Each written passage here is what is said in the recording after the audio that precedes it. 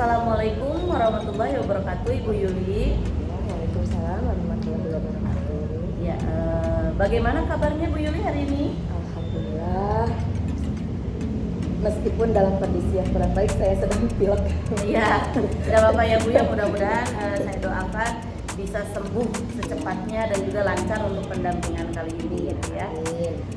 Baik Bu Yuli, hari ini saya akan melakukan pendampingan individu yang kedua. Nah, fokus pendampingan kali ini bagaimana refleksi diri lingkungan belajar di sekolah Ibu Yuli, lalu bagaimana Bu Yuli bisa berefleksi perubahan diri setelah mempelajari modul yang sudah, yaitu 1.1, 1.2 dan juga 1.3. Berikutnya bagaimana merintis dulu komunitas praktisi di sekolah. Misi-misi yang akan disampaikan kepada kepala sekolah dan rekan sejawat ya untuk hari ini ya. Sebelum kita memulai, mari kita berdoa dulu Bu Yuli. Mudah-mudahan hari ini kita lancar. Kita berdoa dan memulai dengan membaca basmalah. Bismillahirrahmanirrahim. Ya, alhamdulillah sekarang proses kegiatan yang berlangsung selama 1 bulan ini Sedang berusaha menjalankan apa yang di modul saya praktekkan dalam kegiatan pembelajaran di kelas. Nah, apakah yang dianggap penting dari capaian modul-modul tersebut? Apa yang dianggap penting? Untuk kelas yang saya sedang ajar sekarang ini sulit gitu. Sulit ya, Sulit. Kebetulan kelas yang saya ajar sekarang ini adalah kelas mantan pandemi, 2,5 tahun di rumah. Alhamdulillah berarti sudah ada kemajuan kepesertaan didik sebetulnya ya. Alhamdulillah sekali, bagus untuk Ibu Yuli. Alhamdulillah saya mengapresiasi kemajuan Bu Yuli gitu, walaupun memang prosesnya sedikit demi sedikit gitu ya. Tapi yang pasti untuk kedepannya mudah-mudahan lebih meningkat lagi gitu ya.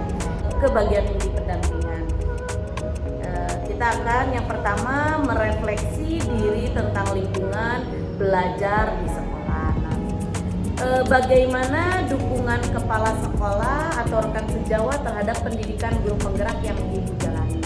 Dukungannya ya Ibu? Alhamdulillah kalau di sini kita semua saling mendukung dalam program pendidikan guru penggerak ini. Alhamdulillah saya mendapat dukungan dari mereka. Baik, jadi memang dukungan kepala sekolah dan rekan sejawat sangat penting ya untuk Bu Yuli, dan alhamdulillah dengan adanya 2 CGP di sini saling mendukung tentunya, ditambah dengan kepala sekolah dan juga rekan sejawat gitu ya. Apa bentuk dukungan yang mereka berikan? Seperti apa dukungan? Pertama adalah kata-kata semangat.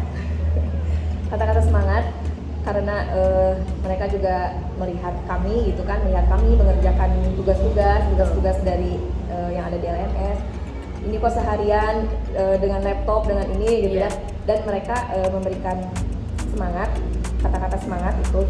Kemudian juga ketika saya memerlukan untuk diskusi, alhamdulillah mereka mampu untuk meluangkan waktu bersama kami untuk berdiskusi. Luar biasa ya Bu, berarti sangat-sangat terkoordinir gitu dengan baik dan juga sangat bekerja sama gitu, sehingga Bu Yuli tidak merasa kesulitan gitu. Jadi bentuk dukungannya tadi kata-kata motivasi, lalu waktu untuk berdiskusi juga diberikan. Nah, selain itu ada tantangan. Nah, tantangan apa yang Ibu hadapi selama menjalani PGP ini? Berarti sudah sampai modul 1.3 nih, tantangannya seperti apa? Tantangannya mungkin saya masih agak keteteran tugas ini karena diselingi dengan waktu mengajar juga, dengan aktivitas dan administrasi pembelajaran. Apa yang Ibu lakukan untuk menghadapi tantangan tersebut? Kan banyak sekali ya cara gitu. Nah, salah satunya seperti apa? Saya mulai kembali melisting to do yang harus saya lakukan. Saya mulai kembali membuat seperti list itu agar semuanya bisa tercapai dengan baik. Ya, jadi kita membuat list jadwal mungkin ya, apa sih yang diutamakan dan apa yang bisa ditunda ya. Sekarang kita menuju ke rencana. karena tadi sudah ada dukungan, lalu ada tantangan juga, lalu Ibu juga punya salah satu trik nih untuk mengatasi tantangan tersebut. Nah sekarang bagaimana rencana Ibu sehingga kegiatan PGP ini kedepannya berjalan dengan maksimal? Nah, bagaimana kira-kira? Artinya mengajak teman rekan sejawat ini agar dari program-program yang ada di PGP ini bisa terlaksana. Jadi tidak hanya saya, tapi saya juga berusaha untuk mengembangkan dari program dari PGP ini kepada rekan sejawat. Ya, betul sekali ya. Karena memang rencana-rencana Ibu sebaiknya nanti dilakukan. Ibu, kita akan ke refleksi perubahan diri. Nah, setelah mempelajari modul 1.1 yaitu yang KHD itu, lalu 1.2 dan 1.3 tentang visi guru penggerak yang terbaru. Nah, sekarang apa saja yang sudah Bapak Ibu pelajari atau Ibu ya pada modul 1.1, 1.2 dan 1.3. Jadi Ibu bisa menceritakan flashback gitu kembali keterkaitan atau koneksi antar materi di modul 1.1, 1.2 dan 1.3. Maka diceritakan aja. Mungkin lebih ke diri saya sebagai pengajar ketika saya melaksanakan dari yang modul 1, 1.2, modul 1.3, saya sebagai pengajar lebih apa ya? Yang tadinya misalnya kadang suka emosi itu suka berlebih gitu ya, kan? Tidak terkontrol, ya, gitu tidak terkontrol. Ya. Kemudian ketika ingat kembali dengan filosofi KHD, akhirnya kita bisa meredam. Karena rata-rata kan kita terkadang kita juga suka lepas kontrol ketika misalnya untuk mendisiplinkan anak, ternyata padahal kita tanpa tahu sebabnya gitu. Nah setelah saya mempelajari dari modul-modul itu ternyata ya memang kita sebelum menegur itu kita harus tahu dulu alasan dari perbuatan dari siswa tersebut. Ya. Jadi mungkin banyak sekali yang dipelajari ya. Mungkin yang berkesan memang di modul 1.1. Jadi penerapannya memang baru di konsep KHD. Nah, untuk kedepannya mungkin bisa dipelajari lagi tentang visi guru penggerak, lalu nilai dan perannya gitu. Bagaimana kita berperan komunikatif, lalu misalkan mandiri ya kepada peserta didik khususnya gitu. Ya. Oke, berikutnya apakah yang sudah Ibu pelajari dan diimplementasikan di kelas gitu, dan berikan beberapa contoh. Materi apa saja yang sudah dipelajari di modul dan modul berapa, lalu berikan contoh. Kalau yang sudah di kelas ya Bu ya. Materi yang sudah di kelas yang tadi itu ya pembelajarannya menyenangkan. Kemudian saya membuat program-program pembelajaran yang memang berpihak pada murid. Kemudian menerapkan disiplin di dalam kelas dulu, disiplin di dalam kelas dengan cara-cara yang apa ya? Sesuai menuntun KHD gitu, Ya. sesuai tuntunan KHD. Jadi tidak perlu lagi guru itu harus berteriak mungkin. Iya. Nah, saya kan inginnya ketika kita tidak harus berteriak tapi anak sudah bisa memahami. Apakah aksi nyata dari modul 1.1 yang awal sampai tadi terakhir 1.3 apakah sudah diimplementasikan oleh Ibu di kelas? Sudah semuanya? Sudah semuanya. Berarti di sini Ibu sudah menerapkan konsep dari KHD salah satunya. Bisa membuat anak mandiri, percaya diri dan tidak ketergantungan terhadap orang lain. Walaupun misalkan persentasenya belum semua, belum gitu ya. Tidak apa-apa, itu sudah merupakan kemajuan yang luar biasa ya Bu ya. Dan juga untuk kedepannya mudah-mudahan sudah membudaya gitu. Selain sudah menjadi terbiasa di kelas, nanti dibudayakan. Baik misalkan sikap percaya dirinya maupun disiplinnya ataupun keberaniannya. Ya, itu gitu. Saya ingin bahwa jadi dari setiap kelas itu sesuatu yang sudah dilaksanakan baik oleh gurunya itu untuk naik ke kelas selanjutnya itu terus menjadi budaya gitu. Jadi tidak menurunkan, malah jadi menurunkan, menurun gitu ya. Jadi malah jadi anak yang tadinya tidak percaya diri, yang tadinya sudah percaya diri ketika naik kelas berikutnya menjadi turun lagi gitu. Nah saya justru ingin jadi budaya gitu, budaya terus gitu. Nanti nanti ada budaya positif gitu. Jadi lebih modul berikutnya lebih diasah kembali materi yang sudah diterapkan gitu ya. Nah, karena tadi Ibu sudah bicara dan saya juga sudah melihat bagaimana aksi nyata yang Ibu buat di modul 1.1, 1.2, hanya saja mungkin belum di-share yang 1.3. Nanti bisa diceritakan kan sudah ya tadi ya. Sudah saya masukkan di site. Iya, nanti saya bisa lihat juga gitu, nanti minta linknya juga gitu ya.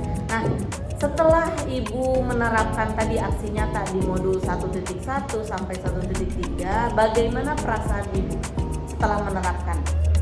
Setelah menerapkan, saya ingin kembali menerapkan.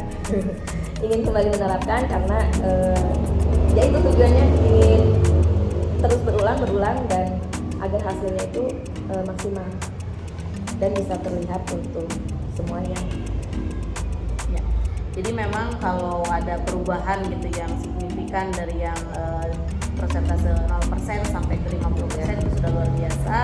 Dan Ibu juga tentunya senang gitu ya perasaannya, bagaimana ingin meningkatkan kembali kompetensi peserta didik agar lebih maksimal. Ya, betul. Justru itu jadi capaian saya. Karena bukan jadi hal yang umum gitu, ketika peserta didik senang secara tidak langsung kita juga senang. Ya, betul sekali. Oh, berarti yang kemarin itu bukan berarti menyalahkan, tapi yang kemarin mungkin saya salah dimotivasi atau saya salah dalam hal mungkin ya melihat anak menurut minat dan bakatnya gitu. Tapi sekarang dengan sudah ada nih konsep dari modul 1.1 dan juga sampai 1.3 ini, Ibu Yuli bisa lebih menerapkan gitu, alhamdulillah, dan ada perubahan. Menurut Ibu apa yang sudah baik dari pembelajaran? Yang sudah baik nih, misalkan sikap apanya gitu? Sikap dari peserta didik ya. Mereka sudah mulai tumbuh rasa percaya diri, kemudian sudah mulai tumbuh keberaniannya, disiplinnya sudah mulai, kemudian rasa tanggung jawab. Dan yang terpenting adalah mulai terbentuk kerjasama antar peserta didik. Kira-kira apa yang masih harus diperbaiki? Yang masih harus diperbaiki itu adalah bahwa guru itu tidak semuanya harus selalu dari guru gitu kan. Saya terapkan guru sebagai fasilitator.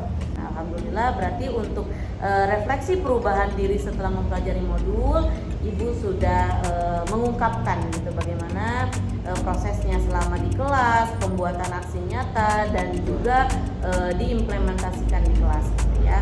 Sekarang kita ke rencana merintis komunitas praktisi. Dari pemetaan komunitas praktisi yang di Lokas 1 kemarin, nah Ibu kan masih ingat, oh saya membuat ini segala macamnya. Nah, komunitas praktisi mana saja yang ada di sekolah yang Ibu memiliki pengaruh atau peran? Tadi kan KKG, ya. Nah apa peran atau pengaruh Ibu di dalam? Kalau KKG kan saya hanya sebagai anggota saja dengan peralatan banyak sekali peralatan sekitar yang sederhana. Dengan peralatan yang ada saja, yang penting tujuannya adalah anak itu aktif gitu. Bali, apa sih yang harus dilakukan kita untuk merintis dulu saja gitu? Apakah kepala sekolah sudah setuju? Nah, ketika kepala sekolah sudah setuju, kita langsung mulai mendatangi guru-guru atau rekan sejawat yang memang setuju sama visinya. Nah, setelah itu baru kita penjadwal. Ada yang seperti itu. Tantangannya selama menerapkan atau membuat rintisan komunitas praktisi di sekolah, apa nih tantangannya? Yang pertama dan juga yang seterusnya seperti apa? Nah, tantangannya itu kita tantangannya dengan komunikasi sih sebetulnya. Komunikasi bahwa program yang kita buat, bahwa komunitas yang kita buat ini adalah komunitas yang bukan untuk menggurui siapapun gitu, tapi memang sarana untuk belajar. Karena ketika kita melaksanakan itu terus kemudian ada bahasa itu seperti menggurui gitu.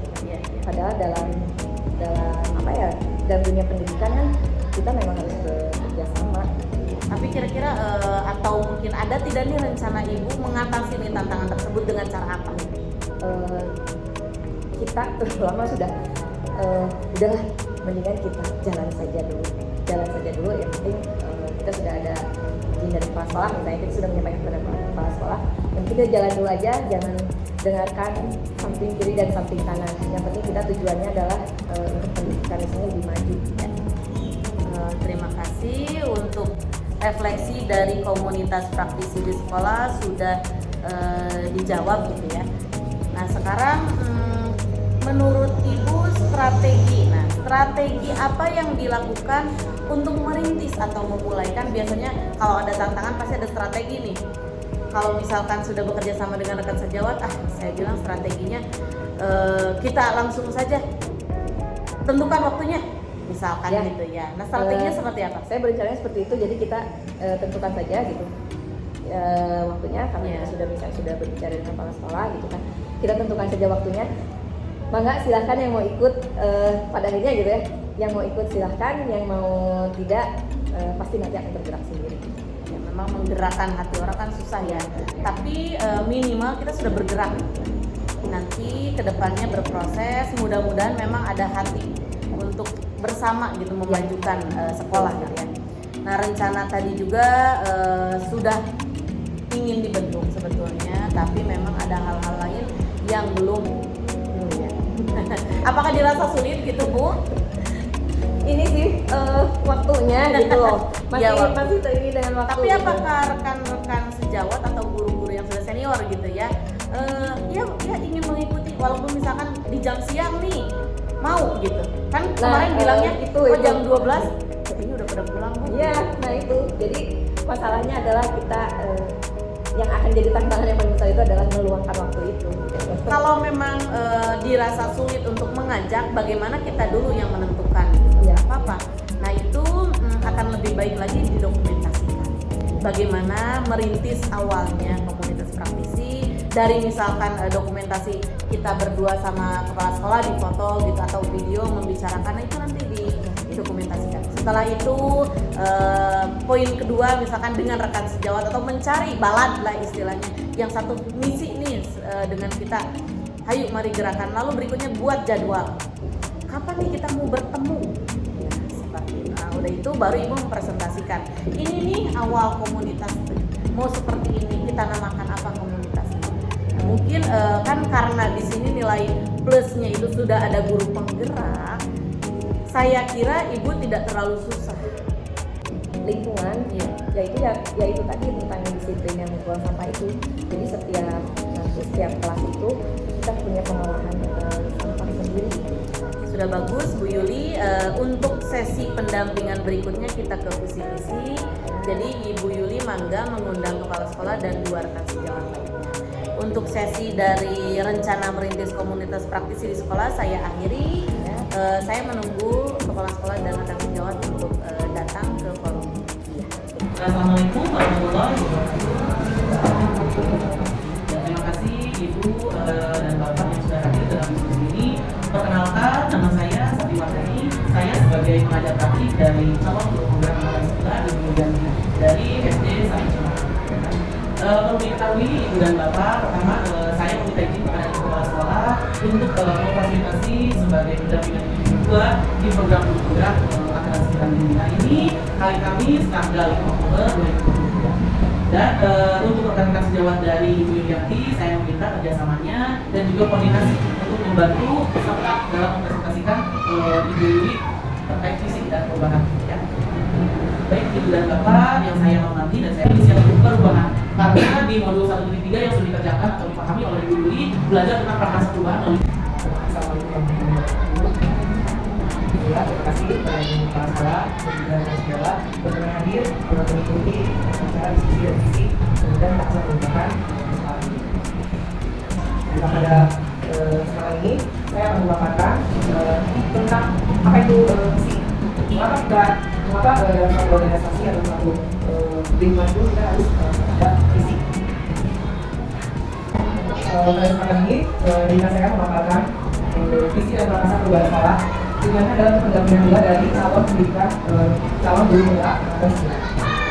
Dalam pembelajaran visi jalan, kemudian pengajar taktik, itu Sati Wardani dan saya sendiri PDKM 9 yaitu Nah, pada kesempatan ini sesuai dengan apa yang kita diskusikan yaitu tentang visi. Mengapa di dalam suatu organisasi atau dalam suatu lingkungan itu perlu adanya visi? Apa sih itu visi?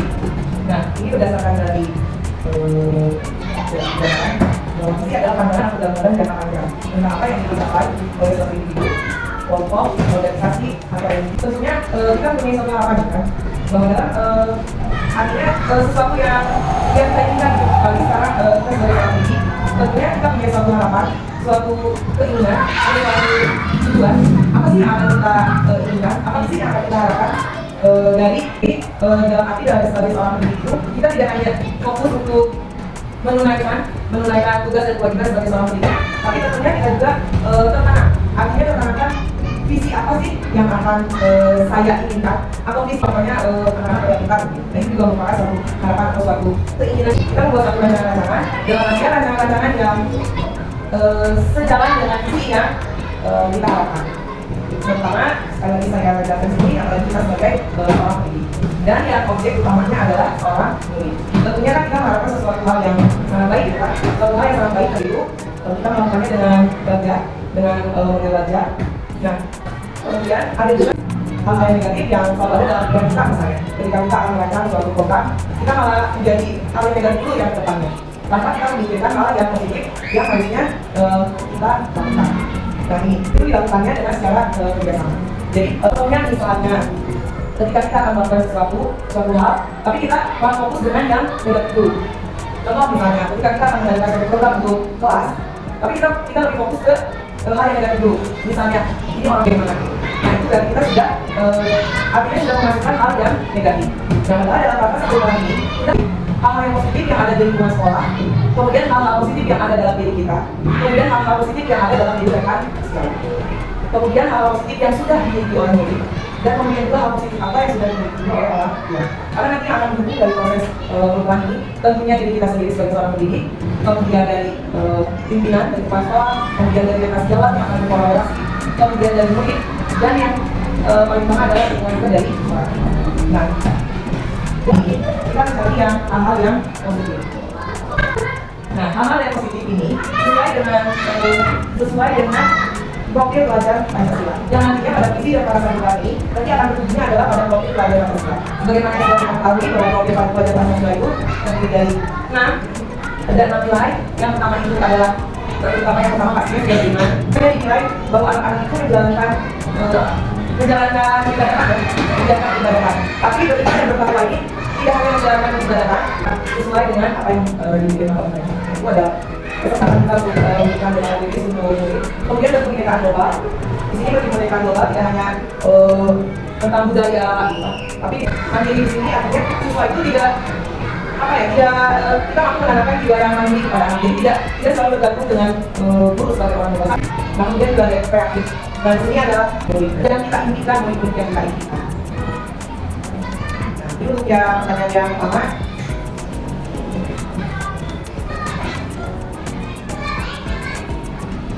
Ini dari Ibu kebanyakan dari memimpikan murid-muridnya adalah murid-murid yang berakhlak mulia. Jadi kita memimpikan murid yang berakhlak mulia. Kemudian dari Bapak Menit adalah silakan pada Ibu. Bapak Menit itu